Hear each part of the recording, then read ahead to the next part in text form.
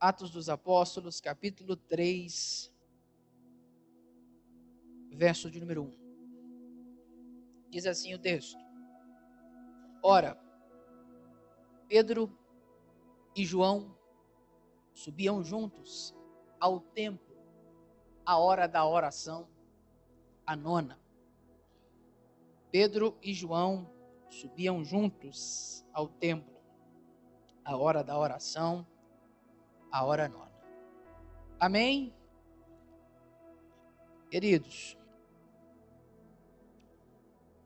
a igreja primitiva, ela era uma igreja vibrante, uma igreja empoderada após o Pentecoste. Está no capítulo 2, capítulo anterior.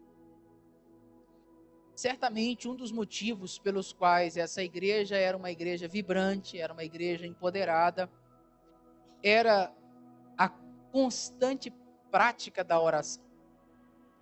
Atos capítulo 2, verso 42, poucos versículos antes desses que nós lemos, a Bíblia diz que a igreja primitiva se dedicava, eles estavam continuamente firmes na doutrina dos apóstolos, na comunhão, no partir do pão e nas orações.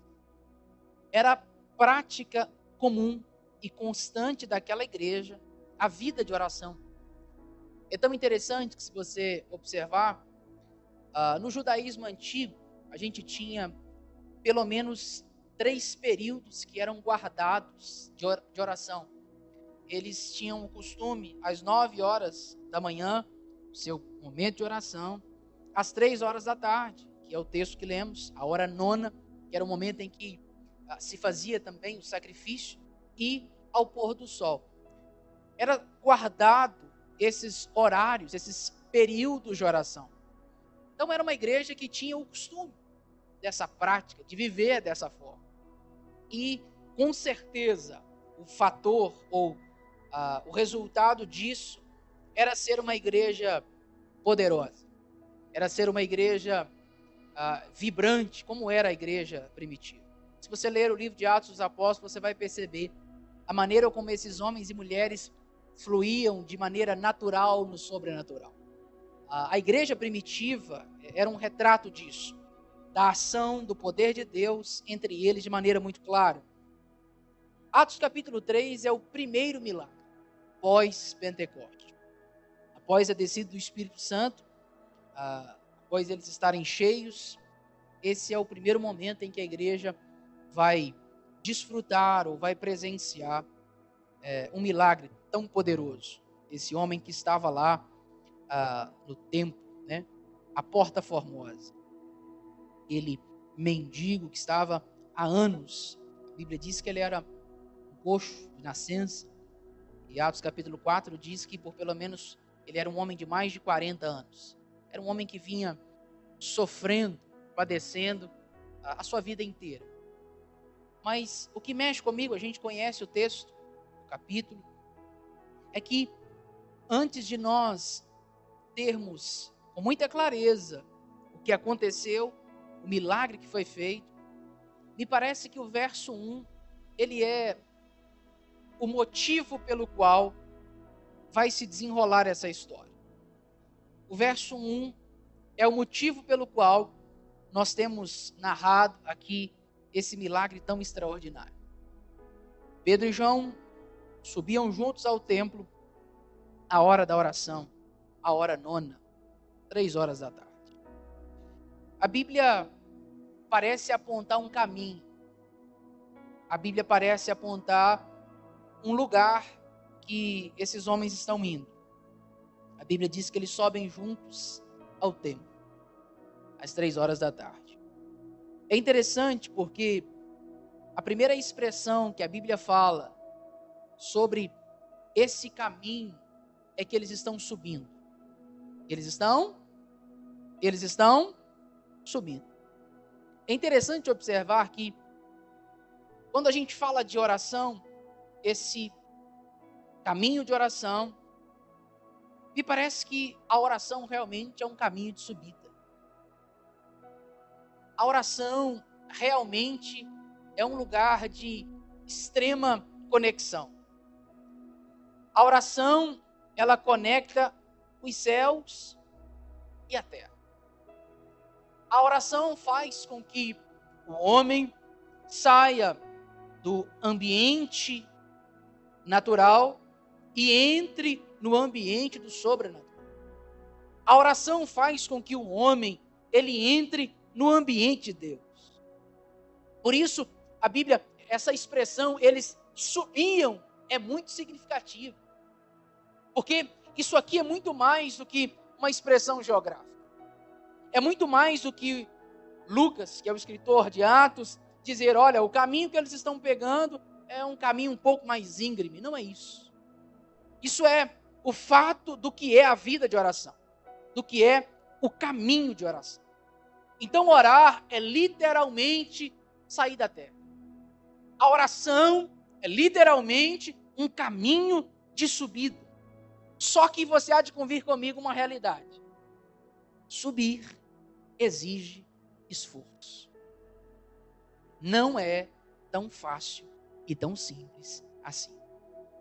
Se você alguma vez na sua vida já teve a experiência de subir ou tentar subir alguma montanha, algum penhasco, algo do tipo, aqui na cidade a gente tem a Pedra Grande, né? Quem já foi lá? Quem já subiu? Vou ter que fazer uma excursão para lá então.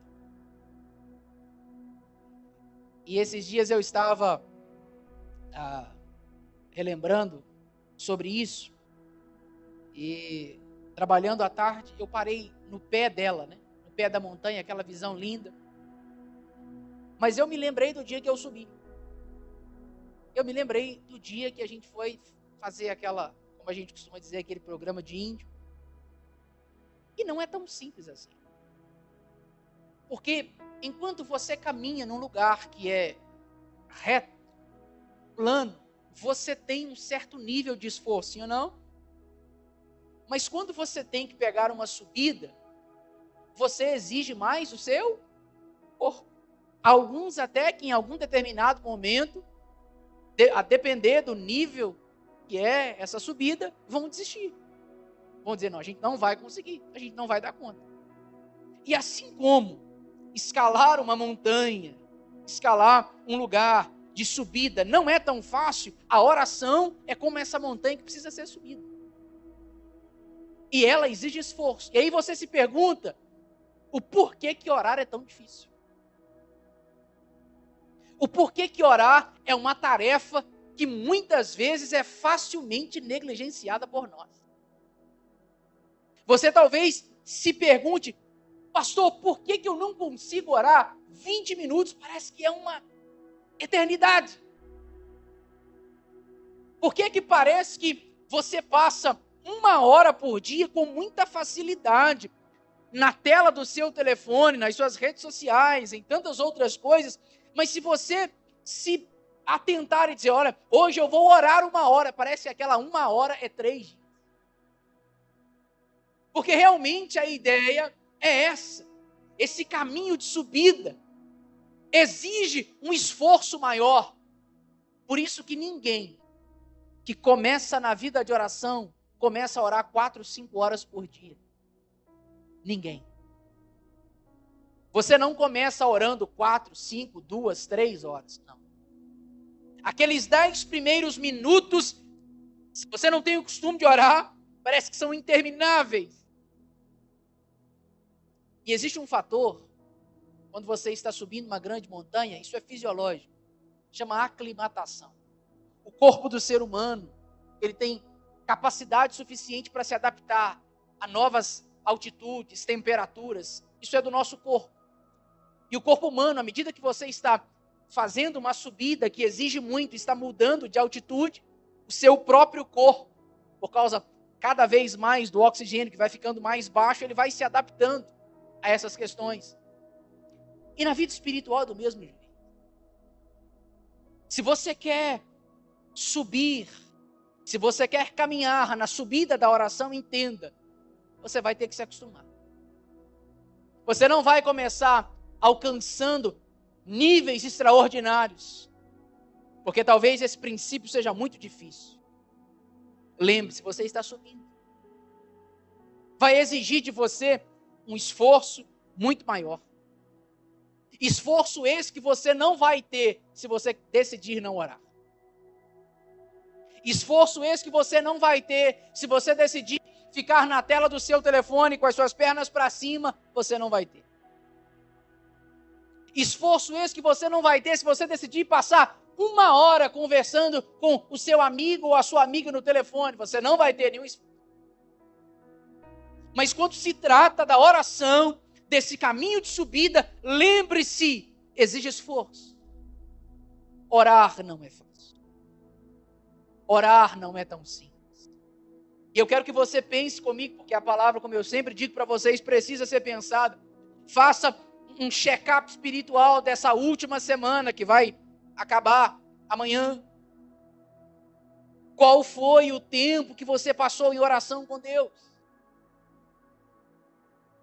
Quantas horas foi ao longo do seu dia que você passou diante do Senhor em oração? Quantas vezes foi que você subiu essa montanha? Quantas vezes foi que você decidiu pegar esse caminho de subida para se encontrar com o Senhor? Quanto tempo no último mês você passou diante do Senhor? Mas também se pergunte, quanto tempo você gastou em coisas que não geram para você nenhum proveito espiritual? Quantas séries você assistiu no último mês? Quantos filmes você assistiu no último mês? Quantas outras para-atividades você fez no último mês que roubaram você de subir o caminho da oração? E por que é que eu digo isso? Porque assim como nós chegamos lá, nessa subida que a gente foi lá na Pedra Grande, quando a gente chega lá em cima, aí você olha todo o trajeto que você percorreu. E a ideia geralmente é a mesma. É a hora que a gente chega lá em cima e começa a tirar foto, grava vídeo. E eu me recordo que o dia que a gente subiu, era muito comum as pessoas dizerem assim, que vista linda. Que vista privilegiada. E nós estávamos no nascer do sol. E sabe o que é interessante? Porque essa é a ideia bíblica. Quem sobe sempre tem uma visão privilegiada. O caminho da oração, que é um caminho de subida, ele sempre, quem decide subir, verá aquilo que poucos veem. Pastor, me prova, claro. Lembra? Apocalipse capítulo 4. Deus chega para João e diz para ele assim, sobe aqui. E eu te mostrarei as coisas que devem acontecer depois desta. Há sempre um convite de Deus para que a igreja suba. Há sempre um convite de Deus para que a igreja caminhe nesse lugar de oração. Assim como o Senhor disse para João lá na ilha de Patmos, olha, sobe aqui, eu vou te mostrar. Quem sobe tem visão privilegiada. Por que é que talvez muitos de nós não temos um nível maior de revelação? Isso é resultado da nossa vida fraca de oração. Quem não ora, não compreende. Quem não ora, não discerne. Quem não ora, não enxerga. Quem não ora, não vai ter percepção dos próximos passos. E certamente a falta de oração é um dos maiores, se não o maior, motivo do porquê nós temos uma igreja tão fraca. Porque é que nos falta compreensão espiritual de algumas coisas. Por quê, pastor? Porque nós decidimos não subir o caminho da oração. A gente prefere ficar aqui na terra, até porque talvez a gente tenha se acostumado demais, né?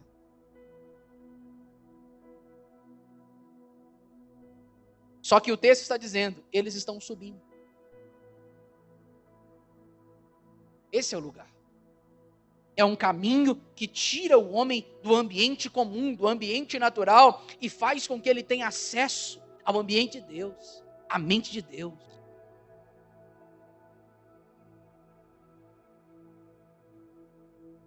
E aí a Bíblia diz que nesse caminho, nessa subida, o detalhe que o texto diz é que eles sobem, mas eles sobem juntos. Eles subiam um ao lado do outro. Eles subiam juntos. E o fato de subirem juntos é muito expressivo nessa subida da oração.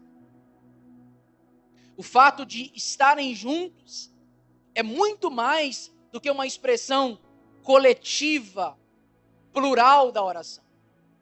É muito mais do que o texto só dizer que eles estão juntos. Isso aqui não é um mero encontro. Isso aqui não é uma mera casualidade. Isso aqui não é uma coincidência. Eles não estão juntos à toa. Eu não entendo, não percebo uma expressão como essa, como se em algum determinado momento Pedro decidisse sair de casa, e aí no meio do caminho, quem é que ele topa? João. Poxa, João, onde é que você está indo? Lá no templo? Sim. Vamos juntos. Não, não é isso. Não é como talvez você veio para o culto essa noite, encontrou alguém no meio do caminho e decidiu vir. Porque na nossa mente, estar juntos é uma coincidência. Pode ser que eles se encontraram no meio do caminho. Só que no caminho da oração, a gente precisa compreender que o céu ele não age por coincidência. O céu age por conexão. O céu não age por coincidência. O céu age por conexão. E aqui eu preciso dizer isso aqui para você. O caminho da oração é um caminho de conexão. Não só espiritual, mas humana. Pastor, o que o senhor está dizendo? Quem ora se conecta com as pessoas certas. Quem ora sabe com quem anda. Quem ora sabe com quem ou de quem se aproxima. O caminho da oração faz com que você esteja junto, mas de quem está na mesma intenção que você. Não é Pedro quem decide orar, encontra João no meio do caminho e diz para ele, cara, vamos para o culto. Vamos para a oração à tarde. Não é isso. O caminho da oração é um caminho de conexão. E eu quero que você se pergunte essa noite. Com quem você anda se conectando? Qual é o tipo de aliança que você anda fazendo?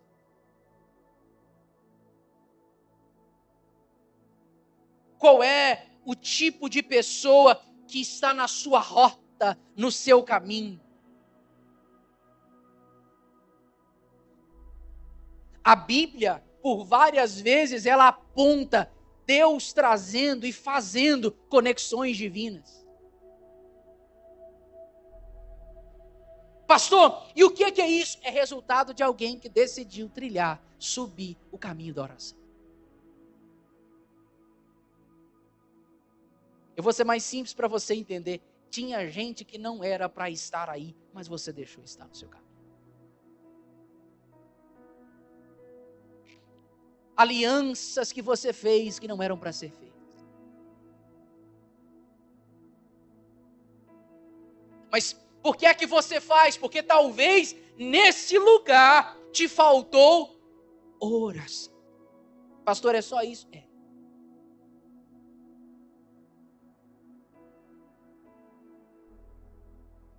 Você trouxe para perto quem Deus disse que era para estar longe.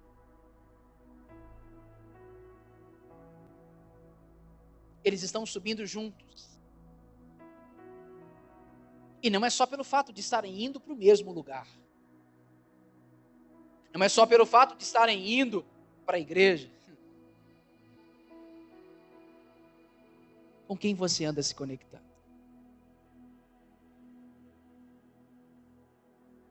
Posso dizer para você? Quem são os seus amigos?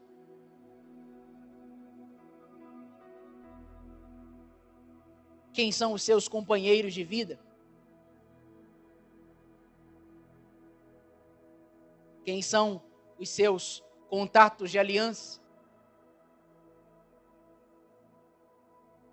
Porque quem ora sabe com quem se conecta. Pastor, mas a Bíblia diz que a gente não pode fazer acepção de pessoas. A Bíblia diz que Deus não faz acepção de pessoas. Eu tenho entendido ao longo dos anos, e a gente fala muito isso lá em casa. A Bíblia é muito clara em fazer distinções de relacionamento. E eu sempre digo isso aqui para vocês. Jesus chamou 12 homens para caminharem com ele. Desses 12, 3 eram mais íntimos de Jesus. Desses 3, um só reclinava sobre o seu peito. Mas ele escolheu 12. Mas dentro desses 12, não eram qualquer um que chegava próximo. Dentro desses 12, só os 3 viram a transfiguração. Dentro desses 12, só os 3 viram Jesus suar sangue lá no Getsêmani. Só os 3 ouviram de Jesus: a minha alma está profundamente triste até a morte.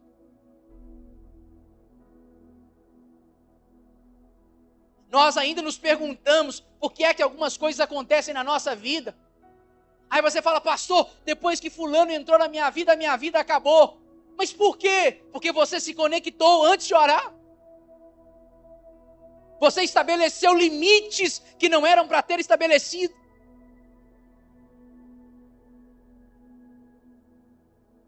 E o caminho da oração é um caminho de conexão. Eles estão juntos, mas mais do que isso.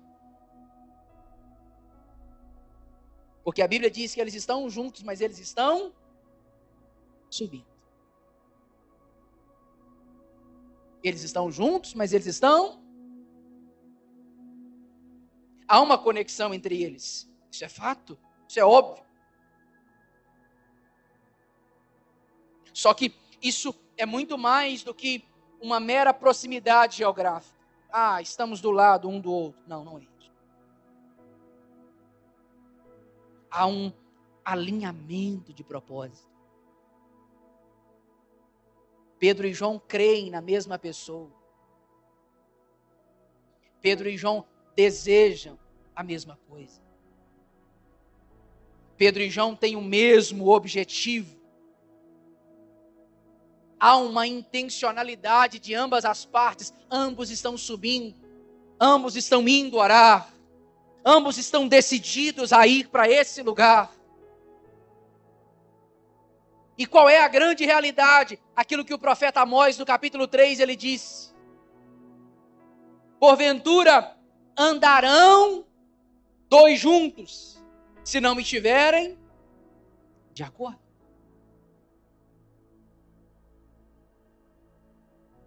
Como é possível andar com quem não se concorda?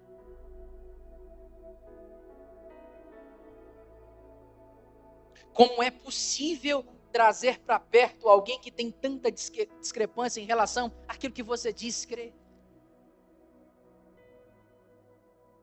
Aquilo que você diz professar?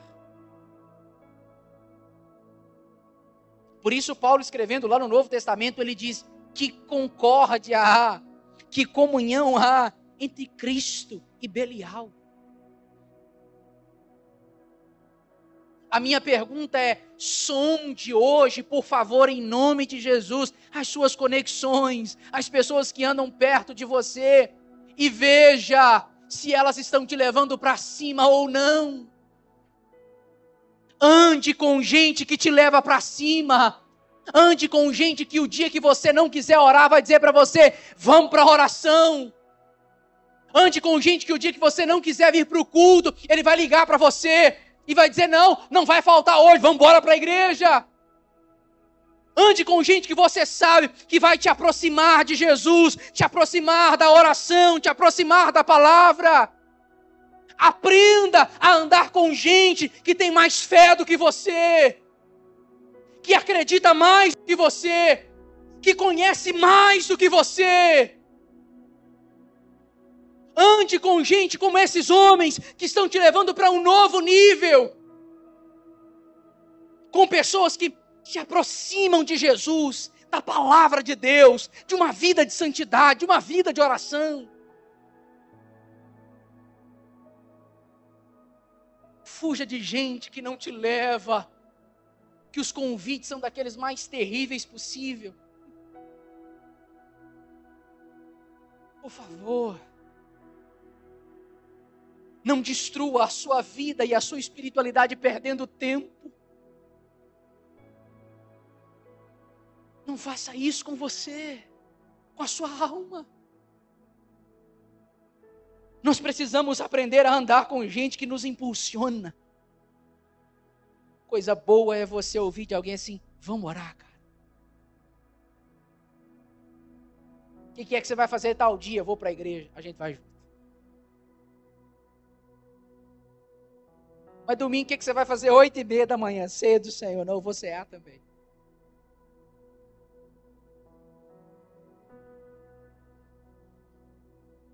Mas tem certeza? Mas seu pensamento é só a igreja? É Jesus? É bom andar com gente que te impulsiona, que te estica. Que sabe que quando você pecar, não vai aliviar o teu pecado. Não vai dizer para você assim: não, está tudo bem, todo mundo erra. Todo mundo falha. Todo mundo é pecador. Não tem problema, só um deslize, acontece. Normal. Faz parte da vida. Não, está tudo certo. Coisa boa é caminhar com gente que você sabe que há um alinhamento de propósito. Posso dizer para você? Dificilmente, irmão, alguém que decidiu não trilhar o caminho da oração, vai caminhar com gente assim. Pastor, por quê? Porque existem assuntos que vão ser indigestos. Existem ações que vão ser indigestas, não vão cooperar. Se não há acordo, se não há comunhão. E o que é comunhão? Comunhão é aquilo que é comum. E o que é comum a todo homem de oração? Cristo. O que é comum a todo homem que decidiu trilhar, subir o caminho da oração? Jesus. Por isso, é impossível caminhar com gente que não pensa como você.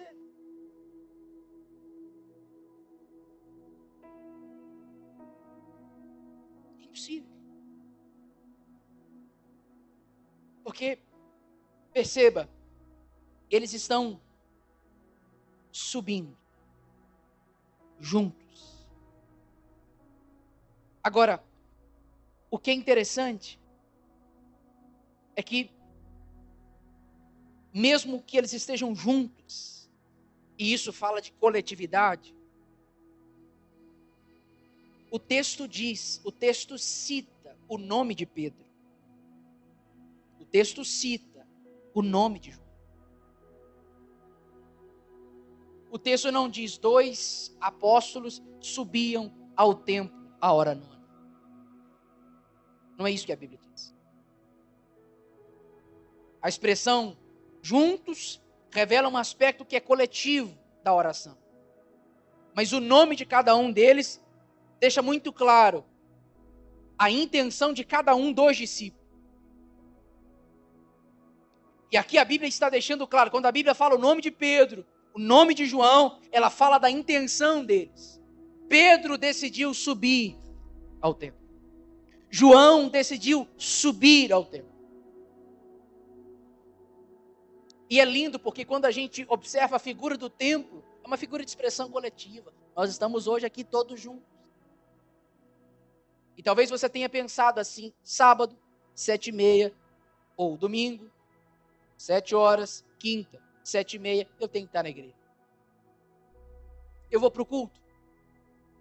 E você se pergunta, o que é que eu vou para o culto? Vou cantar, vou adorar, vou ouvir uma palavra, vou embora para minha casa. E aí, nós nos reunimos aqui todos juntos, como esses dois. E como outros que estariam lá também. E isso é maravilhoso. A expressão da devoção coletiva é maravilhosa. Mas há um detalhe que mexe comigo.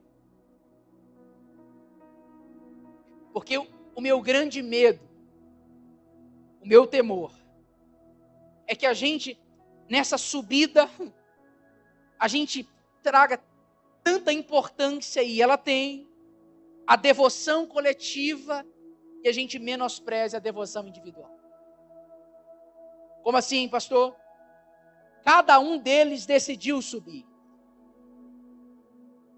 Eu temo, irmãos, quando alguém diz e vem para o culto e adora, lê a Bíblia, canta, oferta, mas é só uma expressão dentro do templo. E o que eu vou dizer parece forte, mas é uma realidade. Há algo de errado com o seu cristianismo. Se você tem vontade de levantar as suas mãos aqui, mas não se dobra diante de Deus na sua casa. Há algo de errado com o seu cristianismo. Se você expressa louvor a Deus aqui, mas não louva a Ele na sua casa. Há algo de errado com o seu cristianismo. Se você abre a sua Bíblia para acompanhar, muitas vezes, os textos que são citados aqui, mas você mantém a sua Bíblia fechada a semana inteira na sua casa. O que é isso? É quando a figura do templo, a expressão de uma devoção coletiva, rouba a nossa consciência de uma devoção particular. É como se o Deus que nós decidimos ir ao templo adorá-lo fosse diferente ou distante do Deus que a gente tem em casa. O que é isso? Não é cristianismo. Não é amor. Não é comunhão. Eles estão subindo juntos, mas há uma decisão muito particular de cada um deles em subir. Eu não vi em nenhum detalhe o texto dizer que um convidou o outro. Eu não vi em nenhum momento o texto dizer que eles foram obrigados a estar na igreja. Sabe o que muitas vezes acontece? A gente, por medo de que o nosso pastor ou qualquer outro vai dizer assim, fulano, você está faltando demais de culto. Aí você pensa, tenho que ir no culto, pelo menos no sábado. Mas por que é que você vai? Porque essa semana eu vou faltar, na próxima semana, então eu tenho que compensar agora. Então o pastor vai falar que eu faltei a semana inteira. Ah, mas, não, mas eu preciso pelo menos um dia. Sabe o que é oração? É decidir por Deus. Orar é decidir por Deus. Pedro decidiu por Deus. João decidiu por Deus. Ah, mas vai estar todo mundo junto, a gente vai cultuar, e bacana, muito bem. Depois a gente vai embora, e esse Deus que a gente orou a Ele aqui, falou com Ele aqui, a gente deixa Ele aqui. O que é isso? É uma devoção que é coletiva, mas não é individual, não é particular. O O que eu estou dizendo para você é, você precisa decidir por Deus todos os dias.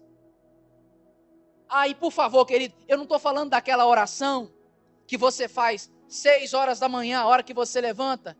Deus, obrigado pela noite que eu tive. Obrigado pelo café que eu vou tomar, ou que eu já tomei. Amém. Aí você vai lá, 9:30 da noite, 10 horas da noite. Deus, obrigado por esse dia. Obrigado pelo alimento que eu comi. Amém. Eu não estou falando disso. Por favor. Se as únicas 2 orações que você faz no dia é para levantar e para dormir, você não conhece ao Senhor. Você não é crente. Essa é a verdade. Se a única coisa que você faz ao longo do seu dia é lembrar de Deus pela manhã e lembrar de Deus à noite, não, isso não é devoção, isso não é comunhão, isso não é amor. Para agradecer pelo seu alimento, não é isso que eu estou dizendo. Nós vivemos os nossos dias, passamos os nossos momentos, e por isso que muita gente tem a figura do culto como uma responsabilidade religiosa. Por isso que muita gente vê na figura do templo, como está aqui, um momento para ele se conectar com Deus. Porque ele passou a semana inteira longe dele.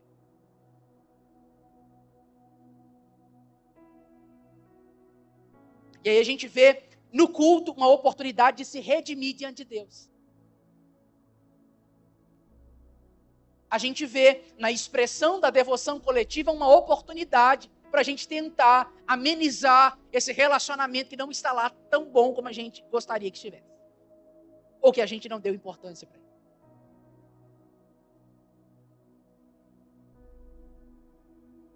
A minha pergunta para você nessa noite é muito simples. Você tem decidido por Deus? Você tem decidido subir o caminho da oração? Adorar em forma de canção é maravilhoso.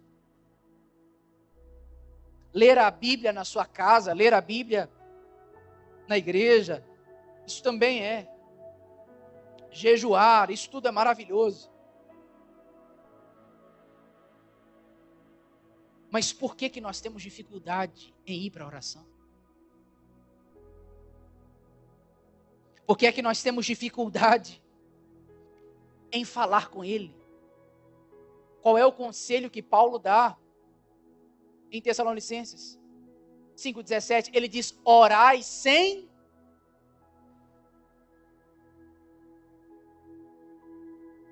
Orai sem...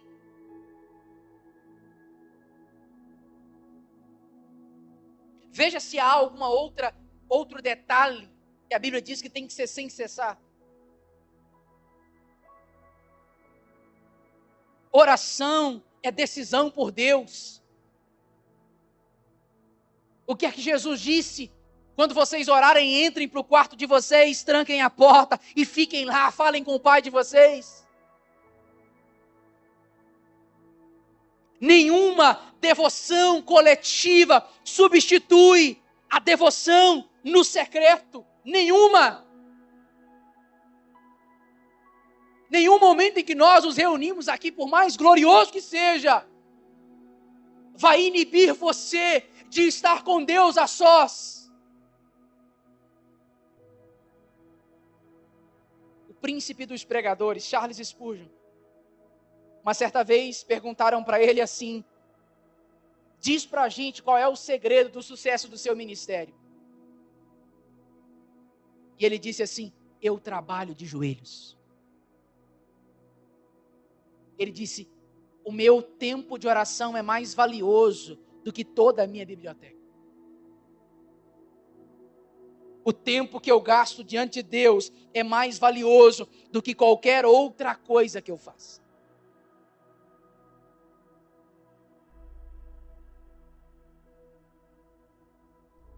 Tudo que nós quisermos desfrutar em Deus virá da nossa vida de oração. Sabe o que acontece com homens e mulheres que decidiram subir o caminho da oração? que aconteceu aqui. E o que é que aconteceu? Esses homens que estão subindo para a oração, olham e dizem assim, olha, eu não tenho prata, eu não tenho ouro. Eu sei, cara, que você quer uma esmola, mas é o seguinte, dinheiro a gente não tem. Não tem.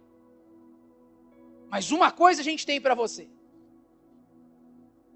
O que é que vocês têm? É melhor do que esmola, é melhor do que prata, é melhor do que ouro. É. Em nome de Jesus eu digo a você, levanta. O cara estava esperando dinheiro, ganhou novas pernas. Homens e mulheres que subiram para a oração têm autoridade. Homens e mulheres que sobem, que trilham o caminho da oração têm poder de Deus. Homens e mulheres que trilham o caminho da oração são homens e mulheres que verão milagres que muita gente que não ora não vai ver. Se você quer ver Deus agir na sua casa, não é pela sua força, não é pelo seu conhecimento, é pela sua oração. Se você quer começar a ver Deus abrir portas para você, não é pelo seu conhecimento, pelos seus diplomas, é pela oração. O quanto você ora é o quanto você verá o agir de Deus. O quanto você ora é o quanto você conhece de Deus. E qualquer outra coisa que fuja disso é mera filosofia. Qualquer outra coisa que não se relacione com a vida de oração não é cristianismo, não é evangelho. Se você está disposto a orar, você verá Deus agir. Se você está disposto a subir, você verá o Senhor se manifestar. Pode ser que você encontre outros no caminho. Que esses homens entenderam, eles decidiram se encontrar com Deus na oração. E não é peso, é prazer. Não é rito, é relacionamento.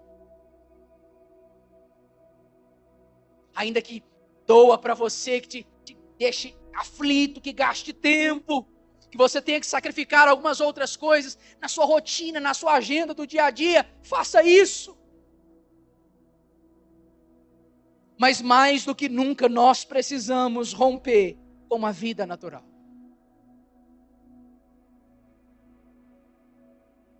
Nós precisamos caminhar em direção ao Senhor.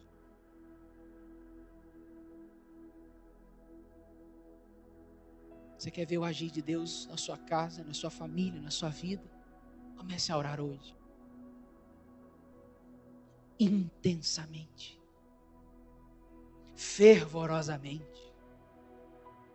Tinha uma expressão antiga que muito se falava sobre o espírito de oração. Você que está no Evangelho há muito tempo, você sabe. Se falava muito disso, espírito de oração. Aquela consciência de estar em oração em todo o tempo. Estar diante do Senhor em todo o tempo.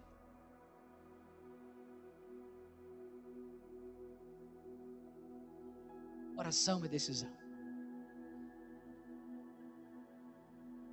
Oração é decisão. E eu convido você essa noite a se decidir por Deus. Eu queria que você ficasse de pé no seu lugar. Curve a sua cabeça.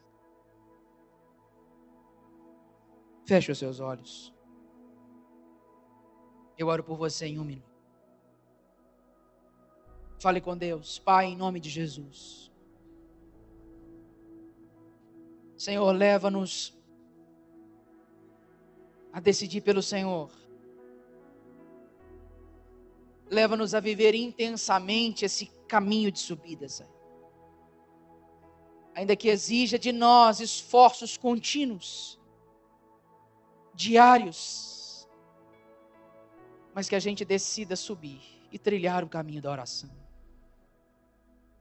Para que a gente conheça o Senhor. Para que a gente veja a mão do Senhor agir na nossa vida. para que o poder do Senhor seja uma realidade em cada um de nós, em nós, através de nós. Desperta-nos, Senhor. Desperta-nos para que, vivendo em oração, o Senhor nos apresente conexões eternas, divinas, para que a gente desfrute da manifestação do poder do Senhor. No nome de Jesus. No nome de Jesus. Amém e amém. Você pode adorar o Senhor aí do seu lugar, o mais forte que você puder.